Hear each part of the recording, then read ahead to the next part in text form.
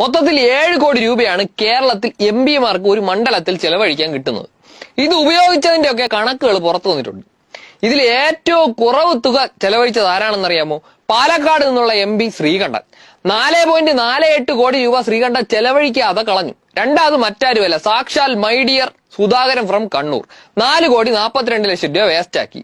3.5 കോടിയോളം രൂപ ചെലവഴിക്കാതെ പാഴാക്കിയ വേറെ 2 പാഴുകളുണ്ട്. ഒന്ന് കോഴിക്കോട് MP രാഘവൻ, മറ്റൊന്ന് ആലത്തൂർ MP രമ്യ ഹരിദാസ്. കൂട്ടത്തിൽ ചാലക്കുടിയിലെ MP ബെന്നി ബെഹന്നാനും ഉണ്ട്.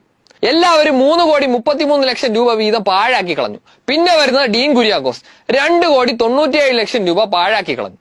കൊടിക്കുന്നിലും അടൂർ പ്രകാശും തൊട്ടുപിറകെ 2.90 കോടി രൂപ ചെലവഴിക്കാതെ പാഴാക്കി കളഞ്ഞു കൂടെയുണ്ട്. ഹൈബി ആണെങ്കിൽ 2.5 കോടി രൂപ പാഴാക്കി. എല്ലാവരും കൂടെ കേരളത്തിന് നഷ്ടമാക്കിയത് 30 കോടിയിലധികം രൂപയാണ്. കേരളത്തിന് അർഹതപ്പെട്ട തുക നഷ്ടപ്പെടുത്തിയ ഈ പടുപാഴുകളെ ഇനിയും ജയിപ്പിക്കണോ എന്നുള്ളത് നമ്മൾ ആലോചിക്കേണ്ട കാര്യമാണ്.